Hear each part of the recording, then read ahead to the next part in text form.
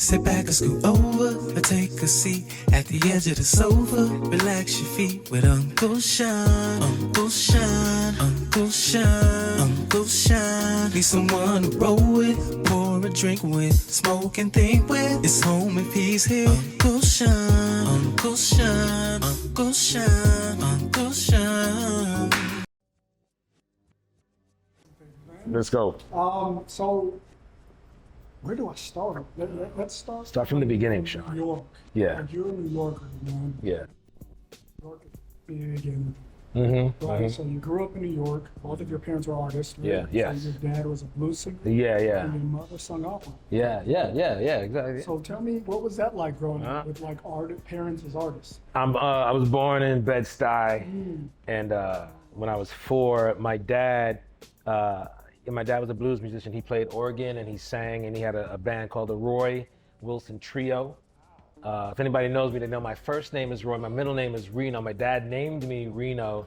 I don't know why, because he died when I was 4 years old performing. He was performing on stage in Manhattan, and he had a stroke in the middle of a set. So, I mean, if you're playing the blues, I mean, that's not a bad way to go out if you're an artist, doing what you love.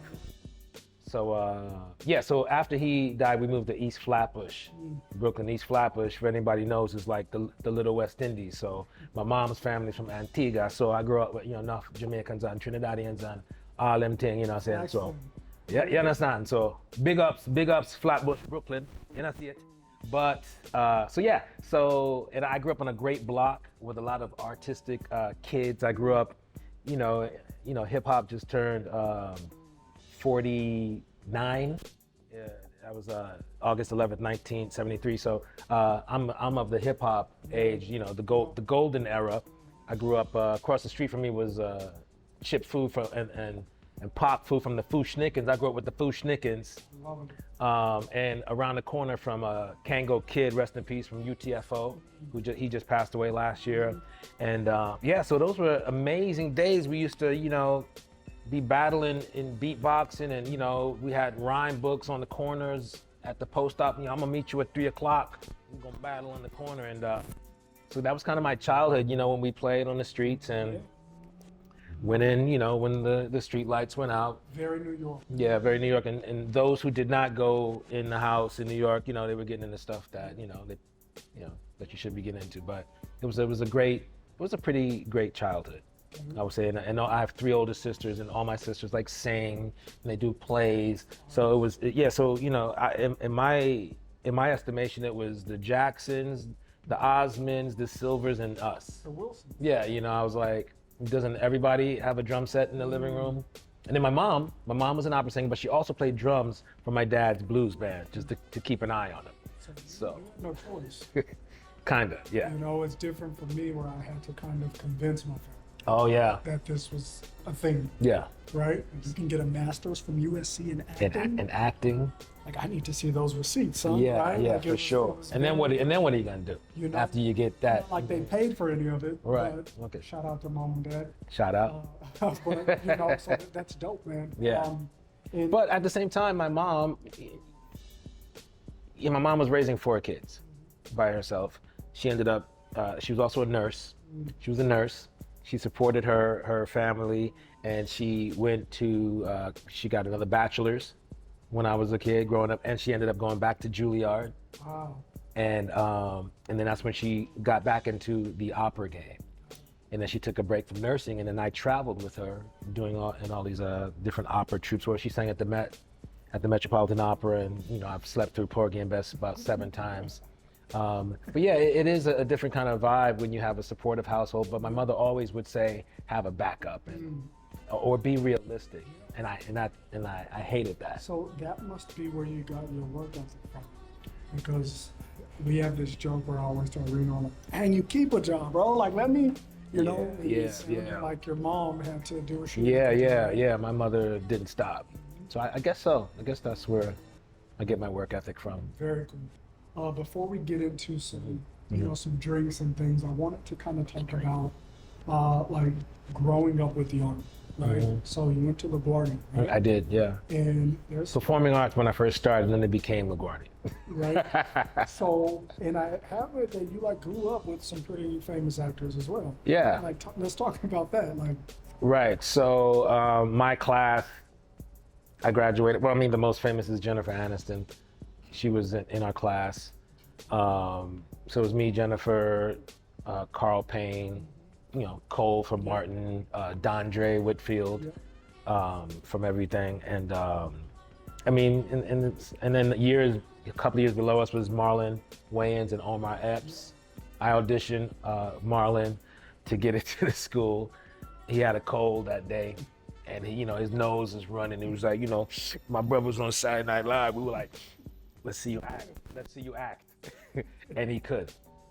he's one of my favorite people on this fucking planet. He saved my life with his material. Oh yeah. Oh yeah. And just movies that people probably have never heard of, like Senseless is my favorite movie with your boy Matthew Lillard. Yes. Yes. And, changed my life. Yeah. You know what I mean? Dude, Marlon, I'm gonna say it. He's the most talented Wayans. He's got chops. He's funny. His dramatic chops, though, are. I would love to see him do more of that. So much love for his Marlon. business. Shout out to Marlon. I don't know you, but one His day. business acumen, his mindset.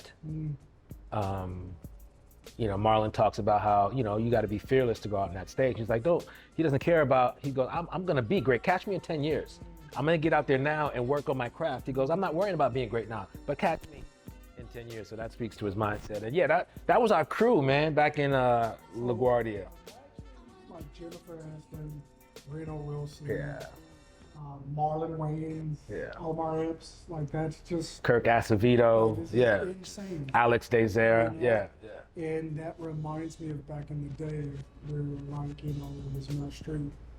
John Cazale, they didn't dream of being stars. They just wanted to do the work. The craft. And that's what it's about. Young actors, it's just finding your crew, finding your tribe, and doing what you love to do. Yeah. And the rest will come, I promise. Yeah, that is true. That is true.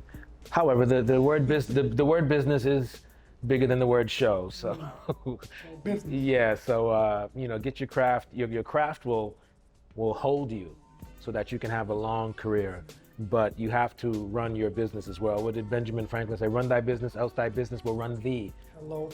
So you gotta.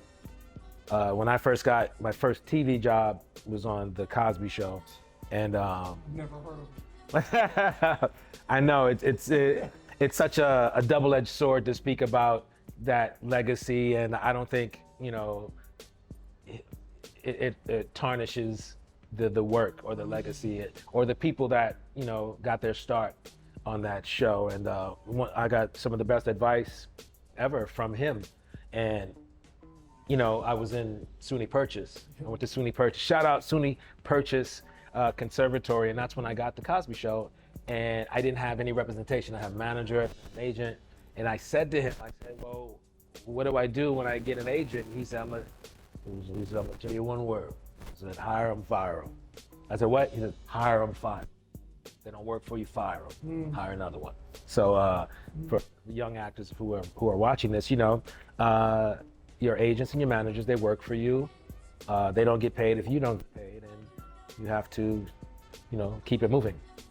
Love that. You heard it here first. Yeah. All right, let's have a drink. Okay. Let's do that. If we gotta. All right, guys, we're back with our unwind. Was that what this segment is called? Yes. I see what he did there. Unwind. So we're back with our unwind section of the interview, and we have some sparkling wine here, and my brother Reno's going to do the honors. So we gotta shout out. I'm sure you shout out Bacchus I do. every time. This is my first sure time do, here, and Lord. it's a lovely Bacchus's kitchen. It's amazing, and Bacchus is the Roman version of Dionysus, the goddess of wine and debauchery. But Dionysus wasn't debauchery though. She was just like, The amount of things this guy knows is like got random information. Yeah, I know insane. nothing. insane. I just memorized stuff. And then That sounds like an acting lesson I had to endure in graduate school. All right. So apparently this is from Italy, but it's not a prosecco. It's a sparkling wine from Italy that was made like a champagne, according to Brandon, who is the owner. Here we go. This is the test right here, y'all. This is when we know if you gotta control your mouth, bro. You know, my biggest fear is one of those hitting me in the face. Yeah. I'm gonna pour enough to last for the rest of the. Please do. It's about 4 pours per bottle. Connoisseur. So I'll trade you. Yes, let's do that. Yes, ma'am. There you go. Brandon, would you like a glass? Sure. There you go. This is Brandon, you guys. Me, Brandon. Step into the camera here. Hey, everybody. Beatty. I only show up when the bottles are open. That's the way it is. Nicely Do done it on the yours. opening, by the way. Thank you, Right? thank you. Professionals. From you. Professional actors. I got to get there. Cheers. Cheers. Cheers. To you, Shaun. To you guys. Cheers. Thank you. To the Uncle Shaun Show. I mean, This come on. water's refreshing. Thank you, sir. Yeah. Thank you, Brandon. He's gonna throw that on ice. Okay. So, as we're unwinding, let's get into some shit. Okay, Let's do that. You got questions? Sure. Questions, we usually play games. Ooh. I like to explore my guests' talent, tasks. Okay. Okay. Alright. So, I'm an open book, Shaun. He said. and it's hard with you because I know you so personally. Yeah. Right? So I had to like sit down and figure out what information you had to to dig. dissect, right? What shit can he say and what You shit know- can't he say? All I'm an right. open book, Uncle Shaun. All right, nephew Reno. I want to talk about Transformers. Okay. Let's talk about that. Okay. What was that like? Transformers. I did all 5 of them. Major flex. Yeah. Major I think bang. I'm the only. No. Me and Darius. I think Darius, and obviously Optimus Prime one. But so yeah, I did all 5 of them, and let's see if I can remember the characters from all 5. From the first one, it was Frenzy, and working with Michael Bay was a blast. He and I, we get along famously. It's like a workout when you're doing voiceovers with Michael Bay, because he said it, when you do like a movie like Transformers, it's doing 2 movies at once. It's the movie with the people, Yeah. and then it's the movie with the animation. Yep. And so I'll come into the booth and he'll show me like a piece of the movie. He won't show me, he just show me like a little previs. Not even, it's like a little previs, like a little, it's not even done yet. And then I'll be like, let me see some more. He's like, no, that's it. That's it. And then he'll have kind of like a sketch of what he wants me to say. In Frenzy's case, he kind of had, but I created a language for Frenzy. So Frenzy was kind of like, you know, shit like that, or like, with Wicky's glasses. And he'd be like, yeah, that's good. Say more of that. So I would do that. Yo, this is a master class right now. That's wow. Yeah. You never heard me do that? Okay. Well, in the theater, it was me on my iPhone Yeah. trying to like fake record. Trying to bootleg it? You know what I mean? Back in the Disney, I ain't gonna tell nobody else that. Yeah. But so how easy or difficult was it for you to jump between those characters? So that's my issue with voiceovers. I'll go in one day and then the next day it's a completely different voice. Yeah, right? yeah, So, yeah. I'm really lucky because I'm like a tourist in the voiceover world. I've been fortunate enough to work with the best voiceover artists in the game. You know, I did with Transformers. I worked with Tom Kenny. wow. Tom Kenny, SpongeBob, but Tom Kenny he's a master at the craft. You know, Phil Lamar is a master. And we did the cartoon Friday. We did Friday. Yeah. I remember. There's one season on Amazon, but you know, I do like Phil Lamar, Tom Kenny. I've watched these dudes do scenes with themselves. Wow. Like, you know, 4 different characters. Regina King. Boondocks, yeah, Yeah. exactly. So yeah, for me, it's kind of a natural thing because I always used to do voices when I was a kid. Yeah. I used to do cartoon voices and Yeah. all that stuff. So doing voices and Transformers was a natural progression for me. But a lot of fun because you can dress however you want to dress. You don't have to worry about makeup. I have a niece, and she just put together her first voiceover reel, and she's Wow. always been into voices. So if Wow. you guys are, you know, interested in voiceovers, I would suggest when you watch TV, if there's something that you think you could do, I would record that commercial. Like if you feel like you could do Lexus commercials, record the commercials, write the script down, and record it yourself. Obviously, there are people out there who have voiceover classes or whatever, but I mean, you could do that. That's old school free game right there. You know. Yeah. But if you don't have $800 to go take some class, go get a microphone. It's 2022. Yeah. You know, you got this thing right here. Yeah. Everyone has them. Elementary This students right have here them is a now. game changer, as we all know. Okay, so to switch gears a little bit, Okay. or did you have more about Transformers? that I you wanted to mean- share? You're just like, I did 5. I can go on for day for 5 Yeah, I mean, days. what it was Mud Flap and Skid. Brains. Brains was more like, you know, Louis Armstrong influenced Brains a little bit more. But yeah, so voiceover's been fun. Did you ever see the Miles Thirst commercials with LeBron? No, was that you? When LeBron first came into the league, he did all these I was in. commercials for Sprite. So when Rookie of the Year, Yeah. I was in the 6th grade. I remember it. It was him and Carmelo like fighting. Not the drink on that one. Anyway, when you were 12, he did all these commercials with a doll, a black doll with an afro named Thirst. And his catchphrase was, "Show him my motto." And it'd be like, "Hey, LeBron, brother, throw it in reverse for Thirst." And we did like a campaign of these commercials. So Google it, Thirst for Sprite with LeBron's. And that's you. Yeah, yes. A whole legend, guys, legendary. But yeah. My favorite thing to do when I go to your house is to create music. Yeah. And your beatboxing skills are crazy. Man, I haven't beatboxed in a while. I think this is the time to bring Really? it out of her time, even though I won't rap. Track.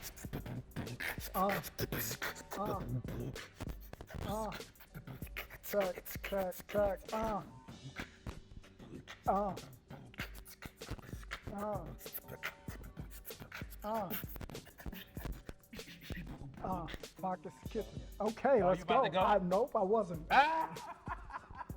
Yo, this guy is so talented. You guys, I just wanted you guys to get a glimpse. Well, He's incredible. I don't know what's gonna happen with this champagne though. Cause I'm a lightweight. I'm a cheap date. Are you? Yeah, Okay. can't drink. I But I'd love to drink champagne. I love to drink any alcohol. Oh, I really? have a problem. Well, I don't have a problem. I mean, it's okay. I love it. We're here. Yeah. I really only like champagne, and I'm good for about a couple of glasses. As you get older, you just, you know, the ramifications. Yep. Water here for me. Yeah, exactly. You know, I like to feel good. I love it. So I want to talk about some of the artists who you've worked with intimately or been around closely. Like if there are things you could share about these people that the average person wouldn't know. All right, so let's talk about your girl, Melissa McCarthy. Shout out Melissa McCarthy, I love you. Shout out, Melissa. Yeah, I mean, Mike and Molly, Mike and Mark. they had a good run. Melissa's a genius, man. Yeah. What can you say? But I will shout out her husband, Ben, because we have a cartoon coming out. Okay. Me, Ben, and Melissa, matter of fact. I need a job, by the way. Mike and Molly was an incredible experience. One of the most amazing, best My experiences mom's somebody could favorite have. show to this day.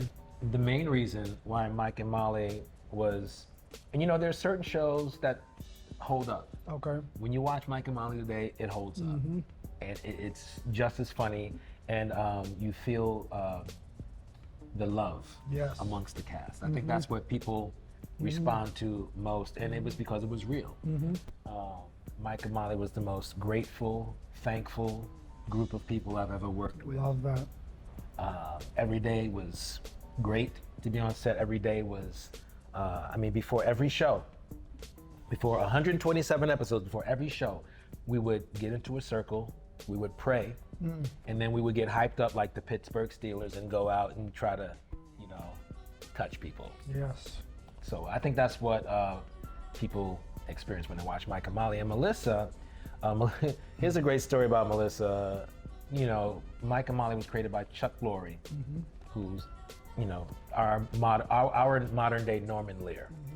And it was directed by James Burrows, who now has a book out called Directed by James Burrows. Cheers, Taxi, Will and Grace, Friends. Legendary. It goes on. He's the Phil Jackson of sitcoms. So imagine Reno the show. Wilson. So The Reno Wilson of television. Wow. sitcoms. imagine it was like being on the Bulls. You know, you got Chuck Lorre and Jim Burrows. So we just finished shooting rehearsing a scene, and we're all leaving to go to lunch or something. And there's a circle. It's Chuck Lorre, JB Burrows, and the show's creator Mark Roberts. And they're talking, and Melissa looks up and she's like, "I wonder what they talking about." And I was like, "I don't know, I'm out." And then she was like, "I'm gonna go see." And she walks over and she gets into the conversation because she had, you know, ideas. She had input. She wanted to put her input. I mean, it was Mike and Molly. She was like, she had a bunch of ideas, Molly. and she had the balls to go up there and say, "Hey, hear me, see me, I'm here." And that's a telling story about her. And when she won the Emmy the first time, I cried like a baby. My kids were like, "Are you crying?" I said, "Yes." So deserving. Yeah, So deserving. yeah, she's great. Shout out Melissa. We Yeah, love you here. shout out, Melissa. We're stands. I have Marlon Wayans on this list, but I feel like we talked. Yeah, about we covered Marlon. Yeah. Let's talk about this guy. Like, I'm such a fan. I stand for Matt Lillard. Lillard, Jesus Christ, I love you, dude. he's out here. Lillard's love out here him. too in the Dina. Tell It's me great. about him. Matt Lillard is a spark of energy. He's all instinct. You know, when you see Matt on the set, what are you doing? What are you doing? He's so enthusiastic when he works. He's like a fish, right? If he gets an instinct, then he follows. When you're working with him, he's like, you know, he follows that. Which is fun for Yeah. actors who Yeah. are working with actors who are like that. Yeah, right? he's very poppy. Yeah. Lillard's very poppy, and you see that when you watch him, right? Oh, he's amazing. Scream and on, and just a great dude, a family guy. You know, we hang out, we hang. We go to, you know, LAFC games. Our families spend time together. Great dude, and I've always been a fan of him as well. So, yeah. Amazing. Yeah. We Great love you, Matt. Thank you for all of your work. You've changed lives. Yes. Okay. I want to talk about Bowden. Let me take a sip. This was one of my. Take a sip for the amount of years that it took for Bolden to come out. Really? We can talk about that. I didn't know that. But it's one of my favorite things you've done. I'm a sucker for like biopics. Yeah. Sort of, I guess. It's a fiction, nonfiction, right? Yeah. So you played Louis Armstrong? Yeah. What was that like? Well, the coincidence with Bolden was to play Louis Armstrong is a dream of mine, and I had been working on a project of my own to play Louis Armstrong when I got the script for Bolden, which is crazy, right? I didn't even know what a Bolden was. I hadn't really heard of Buddy Bolden. I open up the script, and the first name I see is Louis Armstrong. I mean, when does that happen? Never. So at that point in time, I had been playing the trumpet. I'd been, singing, speaking, talking, like I'm doing the whole thing. And the audition for Bolden was for Creole. Now, if anybody knows, I don't look like no Creole. And I saw all this dialogue for Louis Armstrong was in voiceover. So I went to the audition. I was like, I don't know who you cast for Louis Armstrong, but I was like, it's me. So I went to the audition and I had my trumpet, I had my horn, I had my handkerchief, I had my suit on, and then I wrote Pops on the sign-in sheet. Casting director came down. Legend, who does that? Casting director came down, looked at the sign-in sheet, and was like, looked over at me, and I was like, good evening. So you were in it before you were on. Yeah. I mean, I was. It's crazy the way these things happen, but we all know it's not by accident, right? Yeah, absolutely not. The long and the short of it is, I came back the next week to meet the director, Dan Pritzker. I had my suit, I had my horn, I had my handkerchief, and I met him.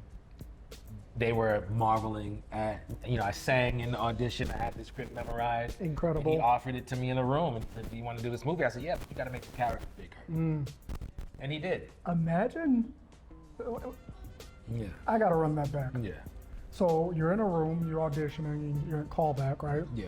And they offer you the part in the room. It actually wasn't a callback. It was actually the first time. I didn't even audition the first time. They were just like, you need to come back and meet the director. I'm about to walk out. Right? Yeah. So he gets offered, Yeah. and he says, sure, but we need to make the part bigger.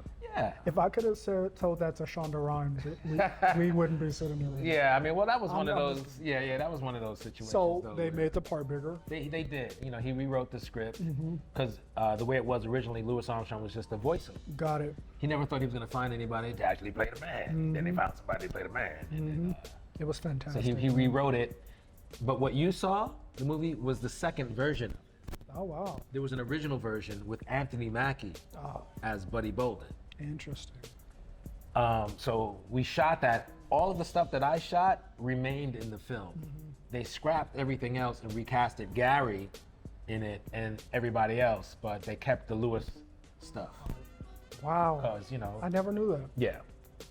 So that took years. That took 12 years and $75 million. He won't say that.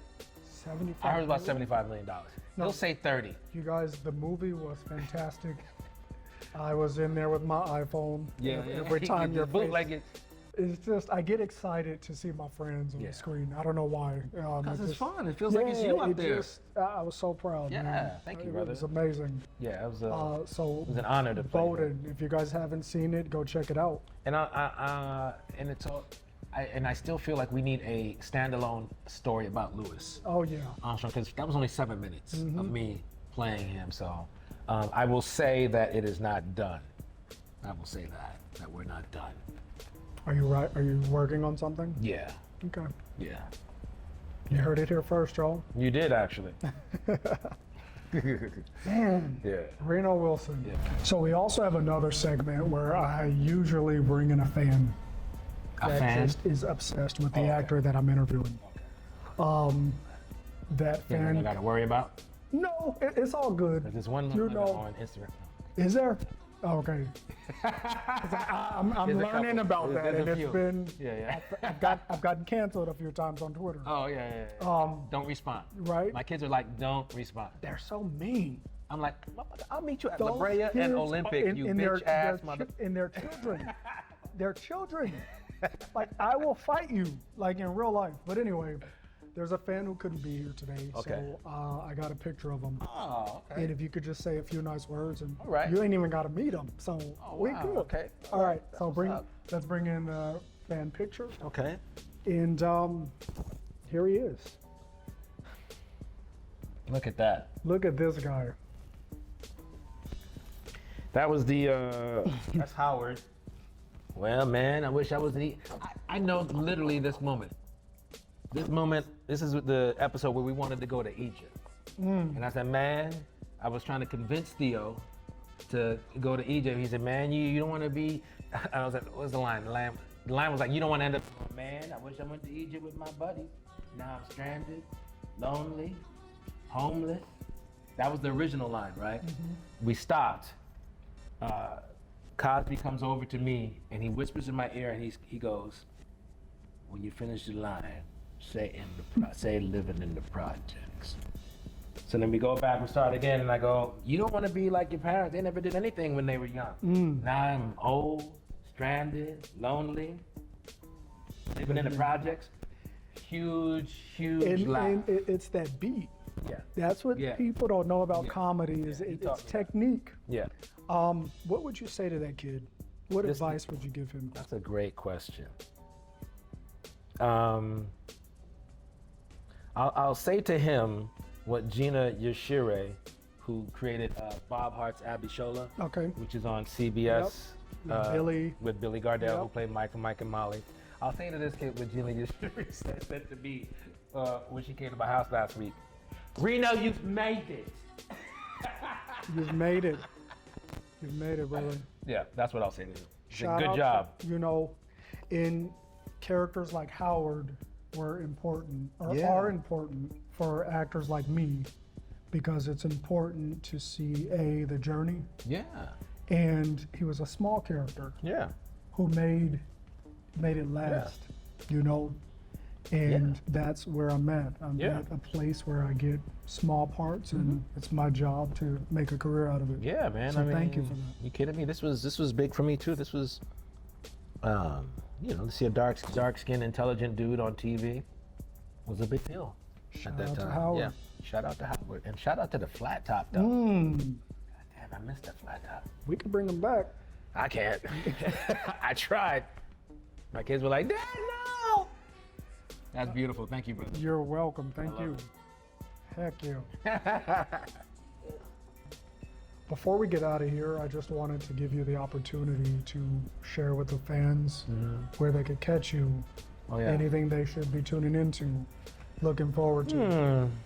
You know. You got what, 15 TV shows? I scroll through the TV channels. Yeah. There's Reno. There's Reno. I'm shooting a show called Fatal Attraction for Paramount Plus. It's a reimagining of the movie with Michael Douglas and Glenn Close and Ann Archer.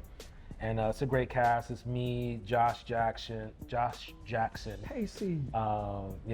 Amanda Peet, Lizzie Kaplan, Toby Huss. Great cast created by a woman named Alexandria Cunningham. And it's a beautiful reimagining of I don't want to say too much about how they approach it, but it's a present day Okay, I like that. fatal attraction, and we're dealing more with mental health issues and women and gender roles in the workplace. So, but it's scary as fuck. Scary. Yeah. Is it like Haunting of Hill House scary? No, or is no, it no, like it's- thrillery, It's or psychologically scary. it's like because you're yeah. seeing the inner work. I he's don't. too young. He didn't I see the knew you original were about. Who? Fatal Attraction. How I've seen Have you it. guys seen Fatal I've Attraction? everyone. Too young. Everyone's seen Fatal Attraction. Thank you. Thank you, Go Brandon. see Fatal Attraction. It's about a man who cheats on his wife, and she ends up stalking him. And I'll leave it at that. But so this expands that story. Yo, you tried it. It just hit me. What? You tried it with the age thing. Yeah, I mean, well, it's, Fatal Attraction is the 90s, isn't it? It's not 80s, is it? Is it 80s? Is it 80s? You don't know. It's 90s. she's too young too. It's 80s? 80s. 89. Oh, that's Right? 90s. 89. I've seen it. 89. We're going to end with that. No, but it was obsessed. Yeah. Ish. Yeah. Ish. Yeah. Loosely based. Yeah. Cool. Yeah. So, that's it. Fatal Attraction. Look out for that in 2023. Paramount Plus 2023. Yes. And Reno, thanks for you, brother. coming, man. My brother, man. Love you, dude. Love you too, brother. Thank you. Proud of you, baby. I'm proud of you, man. Thank you so much. See you guys later. oh, oh, oh, oh, oh, oh, oh.